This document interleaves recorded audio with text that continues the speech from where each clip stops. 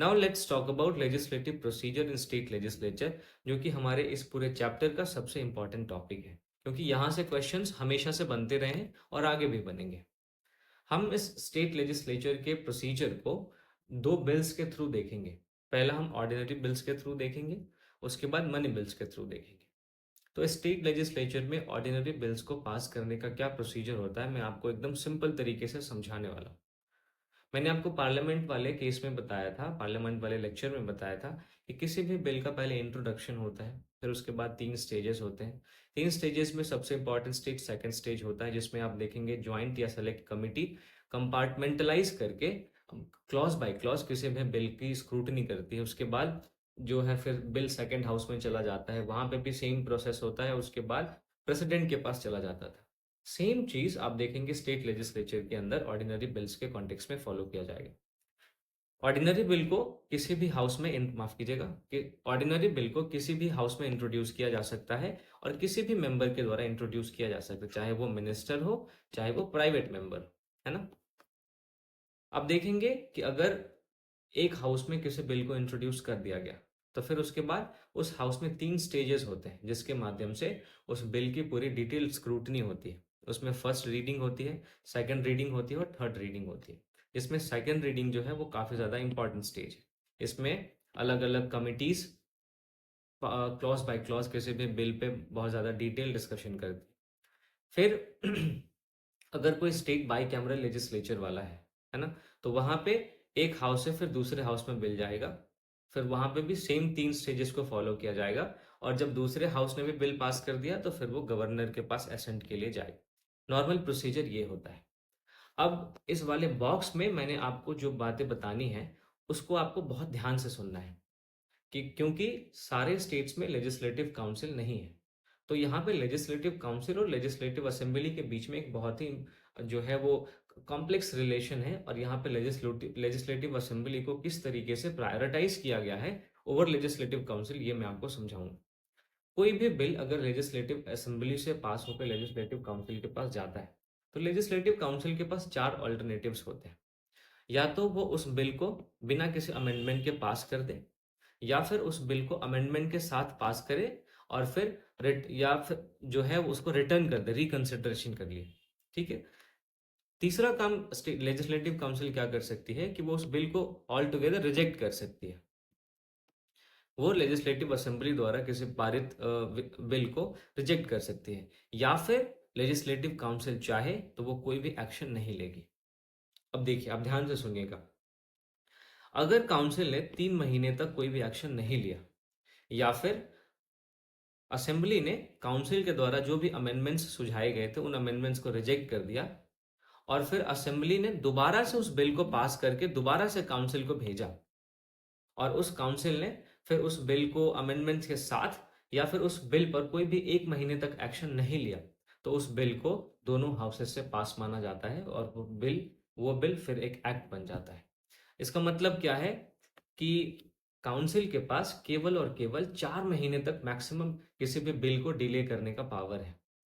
अगर असेंबली ने माफ कीजिए, अगर काउंसिल ने 3 महीने तक कोई भी एक्शन नहीं लिया है, तो लेजिस्लेटिव असेंबली उसी बिल को दोबारा से पास करके काउंसिल को भेजेगी, और उसके बाद काउंसिल को 1 महीने के अंदर अपना डिसीजन लेना है।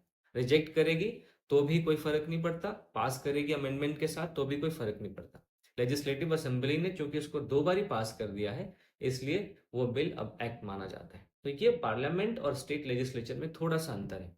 पार्लियामेंट में आप देखेंगे कि लोकसभा और राज्यसभा के बीच ऐसा कोई भी रिलेशन नहीं है। अगर लोकसभा ने किसी बिल को पास किया है, तो राज्यसभा को भी उस बिल को पास करना पड़ेगा, तभी वो एक्ट बनेगा। ऐसा नहीं है कि लोकसभा 2 बार ही किसी भी बिल को पास करके उसको एक्ट बना देगी। बट स्टेट लेजिस्लेचर के कॉन्टेक्स्ट में ऐसा होता है। ये मैं आपको समझाने की कोशिश कर रहा हूं।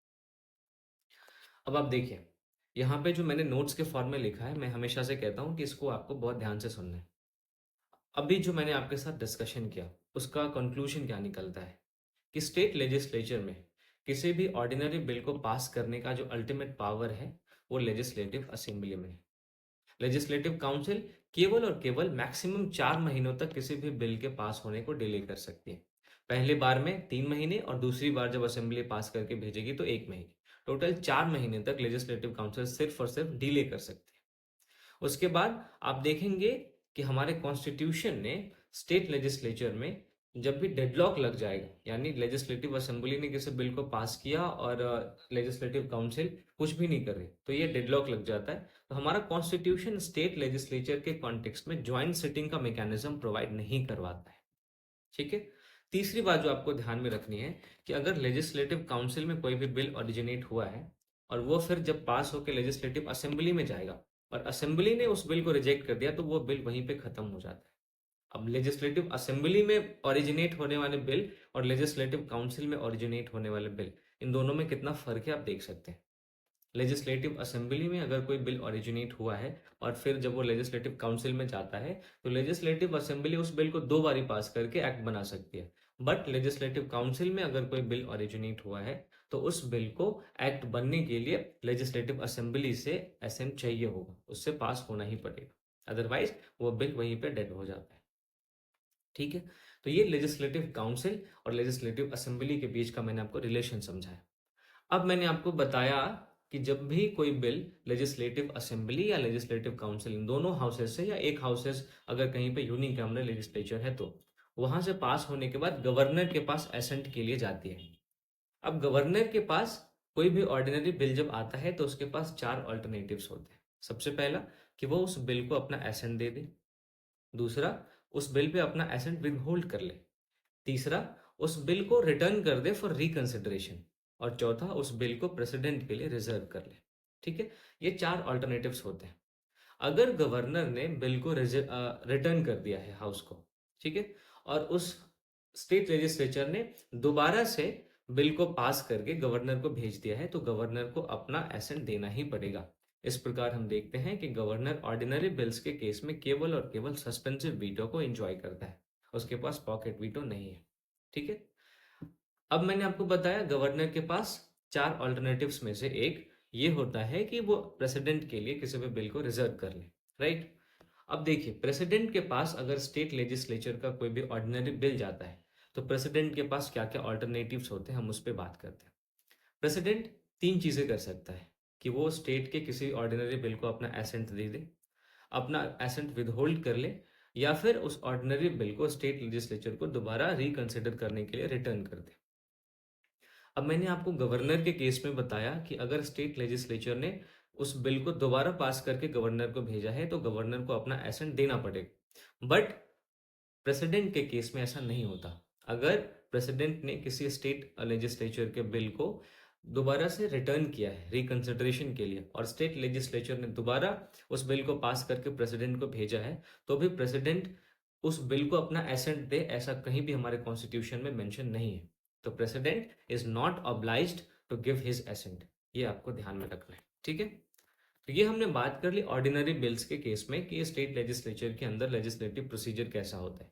अब हम बात करते हैं मनी बिल्स के कॉन्टेक्स्ट में। देखिए, मनी बिल्स को केवल और केवल लेजिस्लेटिव असेंबली में ही इंट्रोड्यूस किया जा सकता है। ये सेम चीज आप देखेंगे पार्लियामेंट वाले में भी। पार्लियामेंट में भी केवल और केवल लोकसभा में ही मनी बिल्स को इंट्रोड्यूस किया जा सकता है। तो वहां पे लोकसभा लोअर हाउस है, यहाँ पे लेजिस्लेटिव असेंबली लोअर हाउस है। इसके बाद आप देखेंगे कि मनी बिल को केवल और केवल कोई मिनिस्टर ही इंट्रोड्यूस कर सकता है, और मनी बिल को इंट्रोड्यूस करने के लिए गवर्नर के प्रायर रिकमेंडेशन की जरूरत होती है। ठीक है। अगर असेंबली ने किसी भी मनी बिल को पास करके लेजिस्लेटिव काउंसिल को ट्रांसमिट किया है, तो लेजिस्लेटिव काउंसिल उस मनी बिल को रिजेक्ट नहीं कर सकती या अमेंड नहीं कर सकती। वो केवल और केवल रिकमेंडेशन दे सकती है ना। उस रिकमेंडेशन के बाद उसको 14 दिन के अंदर उस मनी बिल को रिटर्न करना पड़ता है लेजिस्लेटिव असेंबली को। अगर काउंसिल ने 14 दिन के भीतर उस बिल को रिटर्न नहीं किया है, तो बिल को दोनों हाउसेस से पास मान लिया जाता है।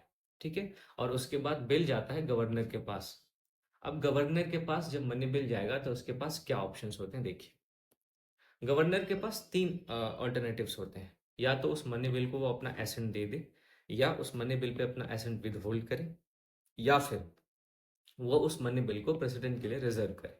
अब नॉर्मल केसेस में क्या होता है कि गवर्नर मनी बिल को अपना एसेंट दे देता है, बिकॉज उसके प्रायर रिकमेंडेशन से ही मनी बिल को इंट्रोड्यूस किया गया है। ठीक है। अब मान लीजिए गवर्नर ने प्रेसिडेंट के लिए रिजर्व कर लिया, तो प्रेसिडेंट के पास क्या ऑल्टरनेटिव्स होंगे, हम उसके बारे में भी बात करेंगे। लेकिन आपने यहाँ पे एक चीज गौर किया, ऑर्डिनरी बिल के केसेस में गवर्नर के पास 4 ऑल्टरनेटिव्स थे। बट मनी बिल के केसेस में कितने ऑल्टरनेटिव्स हैं? 3। यानी गवर्नर मनी बिल को रिकंसिडरेशन के लिए रिटर्न नहीं कर सकता। ठीक है। अब चलिए गवर्नर ने क्या किया, किसी मनी बिल को प्रेसिडेंट के लिए रिजर्व कर लिया। तो प्रेसिडेंट के पास क्या ऑप्शंस है? प्रेसिडेंट के पास यहाँ पे 2 ऑप्शंस है, वो अपना एसेंट दे दे या अपना एसेंट विदहोल्ड कर ले। अब आपको जान के आश्चर्य होगा कि प्रेसिडेंट भी स्टेट गवर्नमेंट के मनी बिल्स को रिटर्न नहीं कर सकता रिकंसिडरेशन के लिए। तो money bill can not be return by either governor और प्रेसिडेंट, दोनों में से कोई भी मनी बिल को रिटर्न नहीं कर सकता। ठीक है। अब आप देखेंगे कि जब मैं आपको गवर्नर का टॉपिक पढ़ा रहा था तो वहां पे मैंने आपको बताया था कि कौन कौन से ऐसे कैटेगरीज हैं, जिसमें कुछ कैटेगरीज तो कॉन्स्टिट्यूशन में भी है और कुछ कैटेगरीज सरकार या कमीशन ने भी बताए थे।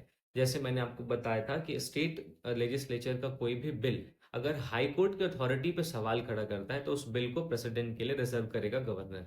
ठीक है। इसके अलावा सरकारिया कमीशन ने और भी कई सारी बातें बताई थी। तो अब अगर आपने गवर्नर वाला मेरा लेक्चर नहीं देखा है तो आप उस लेक्चर को जरूर देखिए, जहाँ पे मैं आप वहाँ जहाँ पे आपको पता चलेगा कि कौन कौन से ऐसे कंडीशंस हैं, कौन कौन से ऐसे बिल्स की कैटेगरीज हैं जिनको गवर्नर प्रेसिडेंट के लिए रिजर्व कर सकता है।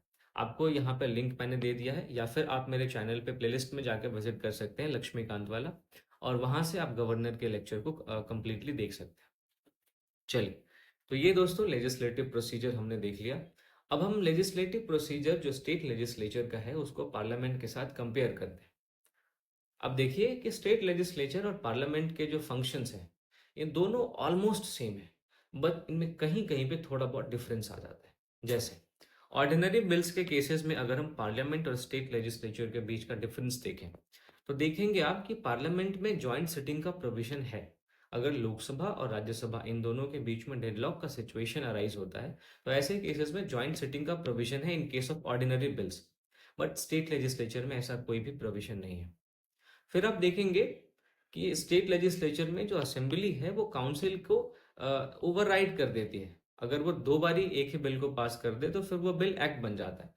बट पार्लियामेंट के केस में ऐसा कुछ भी नहीं है। अगर किसी बिल को एक्ट बनना है तो उसको लोकसभा से भी अलग पास होना पड़ेगा और राज्यसभा से भी अलग पास होना पड़ेगा। ठीक है। तो इस तरीके से हम देखते हैं कि ये 2 डिफरेंसेस ऑर्डिनरी बिल्स के केस में हमें पार्लियामेंट और स्टेट लेजिस्लेचर के बीच में देखने को मिलता है। मनी बिल्स के केसेस में हम बात करें दोस्तों तो मनी बिल्स के केसेस में स्टेट लेजिस्लेचर का प्रोसेस और पार्लियामेंट का प्रोसेस ये पूरी तरह से सेम है। बस वहां जहां प्रेसिडेंट एक तरफ पार्लियामेंट में जहां प्रेसिडेंट के प्रायर रिकमेंडेशन की जरूरत होती है वहीं स्टेट लेजिस्लेचर में आप गवर्नर के प्रायर रिकमेंडेशन को देखेंगे। यही अंतर है। ठीक है। तो ये दोस्तों हमारा देखा हमने कि पार्लियामेंट और स्टेट लेजिस्लेचर के अलग अलग प्रोसीजर को हमने कंपेयर किया। अब हम बात करने वाले हैं लेजिस्लेटिव काउंसिल के पोजीशन की।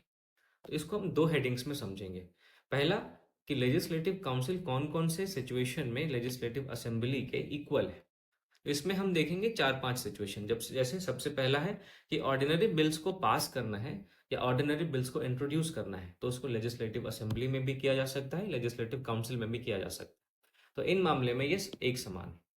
साथ साथ आप देखेंगे कि गवर्नर के ऑर्डिनेंस को इशू करने के लिए माफ कीजिए, गवर्नर के ऑर्डिनेंस को अप्रूव करने के लिए लेजिस्लेटिव असेंबली और लेजिस्लेटिव काउंसिल इन दोनों से एसेंट की जरूरत होती है। दोनों से पास होना किसी भी ऑर्डिनेंस को जरूरी होता है। तो इस मामले में भी ये लेजिस्लेटिव असेंबली के इक्वल है। फिर चीफ मिनिस्टर और मिनिस्टर्स के सिलेक्शन में भी लेजिस्लेटिव असेंबली और लेजिस्लेटिव काउंसिल इक्वल है। Because chief minister legislative assembly से भी हो सकता है, लेजिस्लेटिव काउंसिल से भी हो सकता है। फिर जो मिनिस्टर्स हैं जो काउंसिल ऑफ मिनिस्टर में शामिल होंगे वो लेजिस्लेटिव असेंबली से भी हो सकते हैं और लेजिस्लेटिव काउंसिल से भी हो सकते हैं। ठीक है। चौथा सिचुएशन जहां पे लेजिस्लेटिव काउंसिल और लेजिस्लेटिव असेंबली दोनों इक्वल हैं वो है कि जब भी कोई कॉन्स्टिट्यूशनल बॉडी की रिपोर्ट आती है, चाहे वो स्टेट फाइनेंस कमीशन की रिपोर्ट हो चाहे वो स्टेट पब्लिक सर्विस कमीशन की रिपोर्ट हो, तो इन रिपोर्ट्स पे कंसिडरेशन के केस में लेजिस्लेटिव काउंसिल और असेंबली दोनों ही इक्वल स्टेटस है, दोनों ही इक्वल उसमें है, आते हैं, लेवल पे आते हैं। ठीक है। फिर स्टेट पब्लिक सर्विस कमीशन का अगर जुरिस्डिक्शन को बढ़ाना हो तो ऐसे मामले में भी लेजिस्लेटिव काउंसिल और लेजिस्लेटिव असेंबली इन दोनों से हमें अप्रूवल की जरूरत होती है। तो ऐसे मामले में भी ये दोनों एक दूसरे के इक्वल है। बट ऐसे भी कई सारे केसेस हैं और मोस्टली केसेस ऐसे हैं जहां पे लेजिस्लेटिव असेंबली जो है वो लेजिस्लेटिव काउंसिल से सुपीरियर है, जैसे मनी बिल्स के केस में। ठीक है।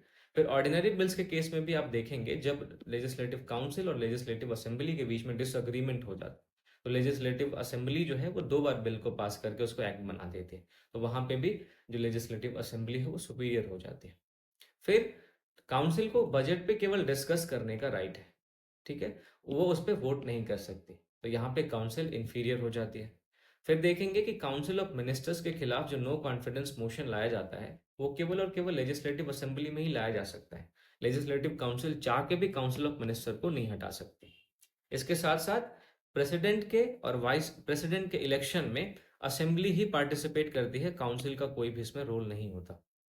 मैंने आपको प्रेसिडेंट वाले चैप्टर में बताया है कि प्रेसिडेंट के इलेक्टोरल कॉलेज में कौन-कौन शामिल होते हैं।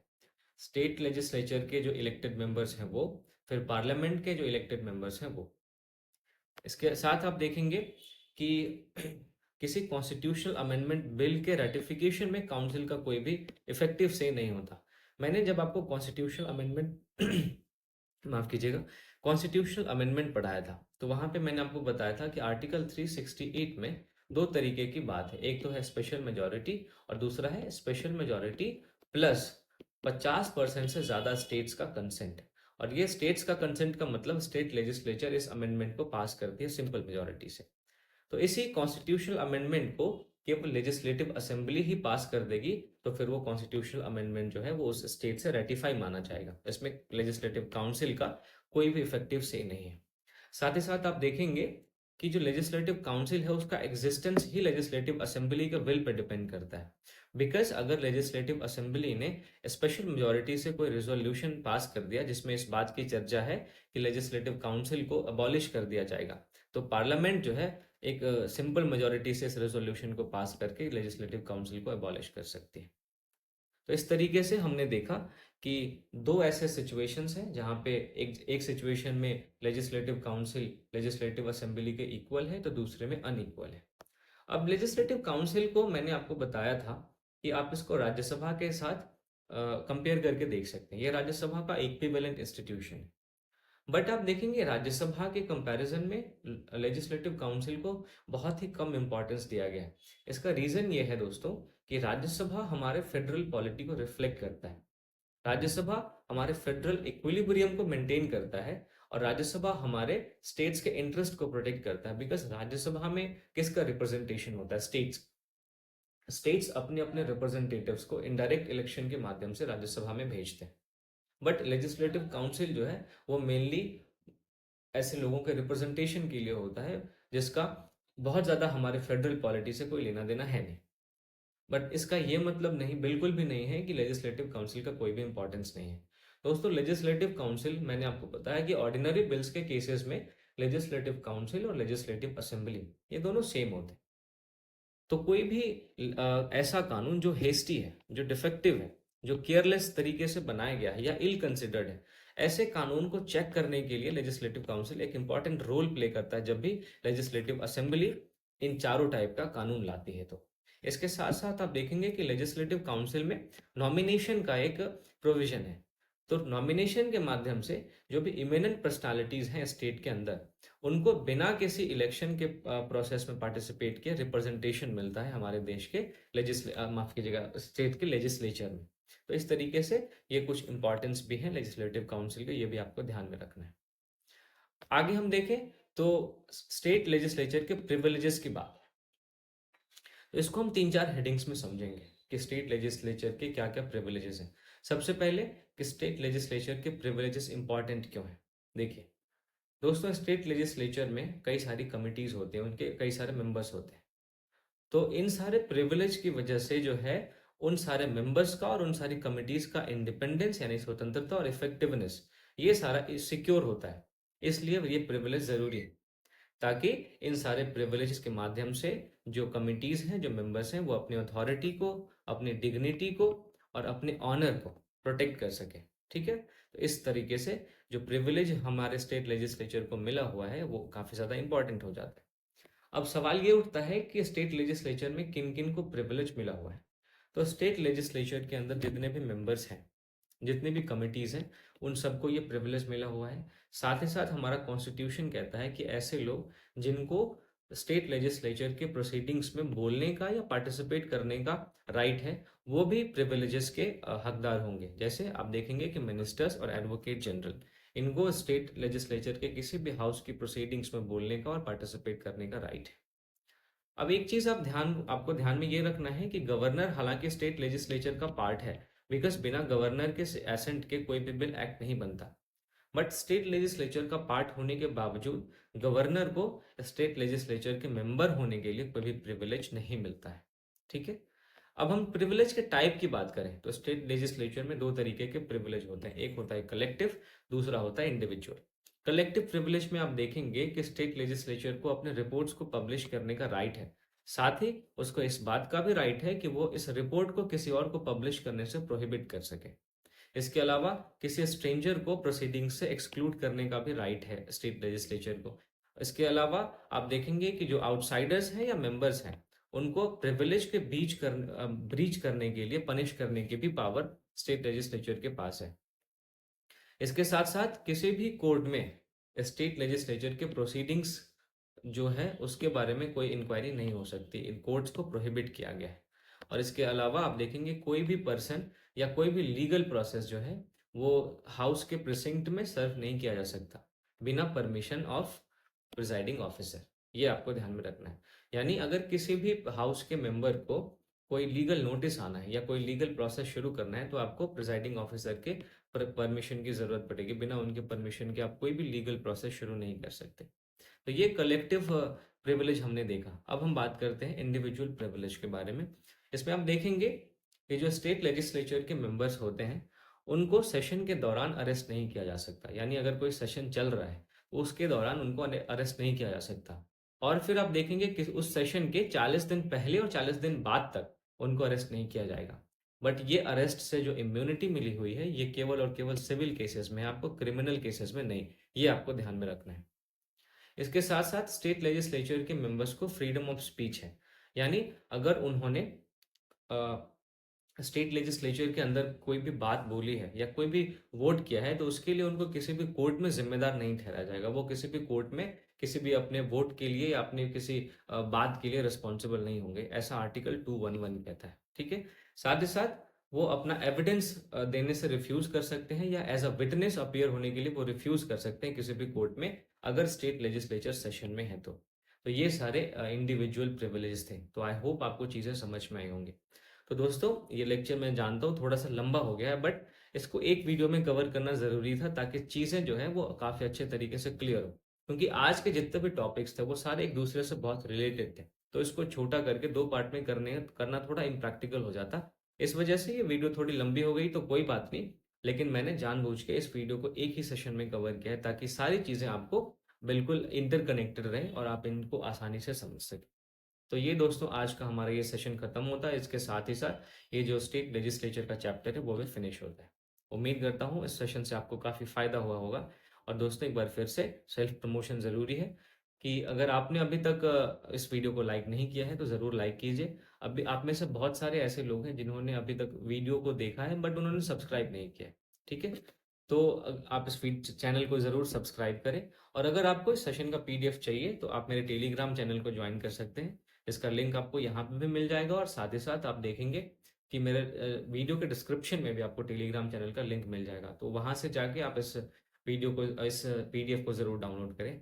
तो अगली वीडियो में मैं नेक्स्ट चैप्टर के साथ आपसे मिलूंगा। तब तक के लिए दोस्तों थैंक यू फॉर वॉचिंग।